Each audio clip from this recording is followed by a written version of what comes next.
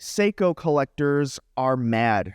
In this video, I'm going to be talking about some things that I've been seeing and hearing from fellow collectors and things that really have been developing over quite a long period of time as the Seiko brand has changed and evolved. I've been looking on places like Reddit, the YouTube comments, Instagram, TikTok, and any other place where watch collectors get together, and I've been seeing and hearing that die-hard Seiko collectors are starting to feel rather underappreciated from the brand, that maybe they've spent a lot of time kind of investing in mentally, but also investing in their watches. And in no way am I trying to say anything bad about Seiko, because in fact, I'm wearing one of my Seikos today, a Seiko 5 Rowing Blazers collaboration, and I do have many Seiko watches in my collection that I do wear from time to time. So I'm not saying anything necessarily negative about Seiko, but really just kind of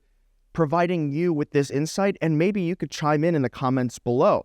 Now, before we jump into it, guys, if you could, I would appreciate it if you check my new marketplace out, chronograbs.com, where you can buy and sell your watches at 0% listing fees and 0% commissions. Now, if you've already signed up, that's amazing. Thank you so much. But we have so many cool watches on there posted by, some dealers, but really a lot of fellow collectors, including this great price on a Christopher Ward Bell Canto. So you want to go over to chronograbs.com to check out what things you can snag.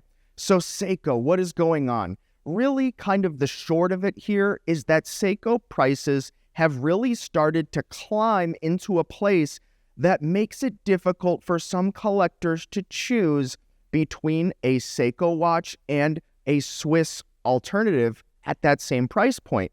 Let me further explain. Seiko watches, including Seiko 5 models, have historically been considered some of the best bang for buck or best value watches that you can buy out there on the market, including pre-owned. But as time goes on, and more people have discovered the brand and some of their offerings, and they've come out with more unique and interesting offerings, including collaborations, including Rowing Blazers, and so many others out there. They even have a Jaws limited release out there. Many collectors are starting to kind of pause, take a step back, and consider the price points, right? Now, Seiko watches have gotten into a place where if you want to start getting into more of a higher spec watch, into a watch that you can actually take diving, these things are starting to price at about $850. And to put that into perspective, you can get very reputable watches from Swiss brands at this same price point. Think of something like the Tissot PRX, which start for the automatic variants at about $750 US. And so I'm starting to see collectors look at this and say, well, Seiko watches have really climbed in price. Maybe do I just go for that Tissot watch?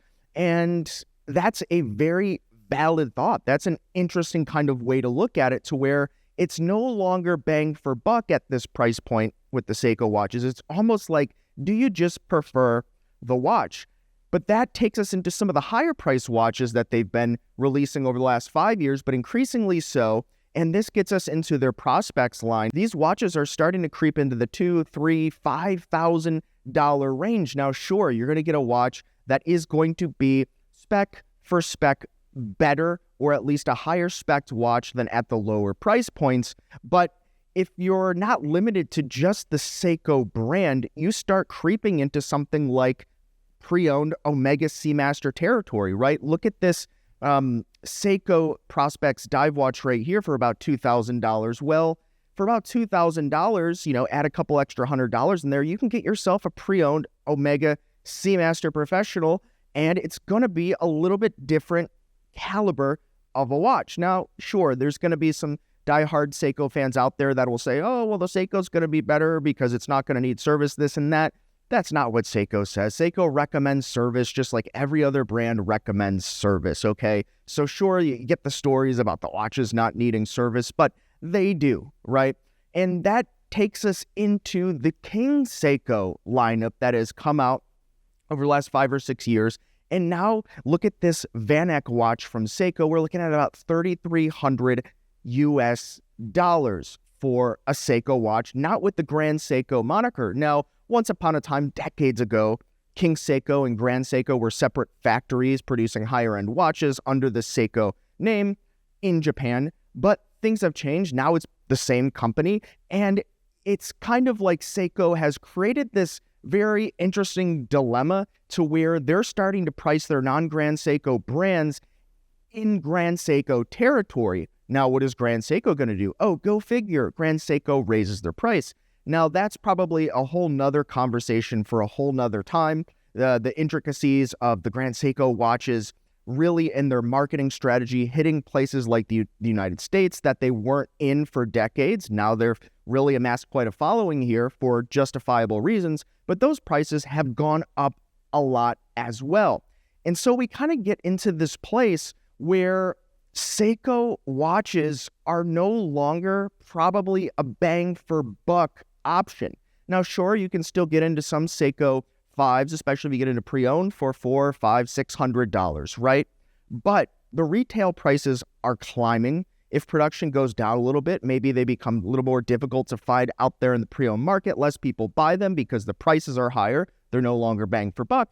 And then kind of the secondary market prices go up as well. And so what I think here is that taking us into the future, maybe the Seiko watches are not so much the best bang for buck that they used to be, but they still make great watches, right? So they're competitive in their own way, and the prices are creeping up to be more in line with Swiss counterparts, and the quality is there. And so really, I would love to see and hear in the comments below, what do you think about this? Are you going to stick with Seiko all the way through, even, considering the prices, the increase in prices? Does it bother you? Do you not really care? Are you still going to wear them? I would love to see it and hear it in the comments below. And guys, once again, I'm in no way against the Seiko brand. I think they're doing some pretty cool things. I even like this Jaws limited edition watch that they've recently announced. I think they're doing cool things. It's just kind of the branding and the placement of the brand in regards to their pricing is just really no longer kind of the best value, especially when you consider so many micro brands and things out there that you can get into for just a little more. Love to see it and hear it in the comments below. Thanks again, guys. We'll see you next time. You've been chatting with John P.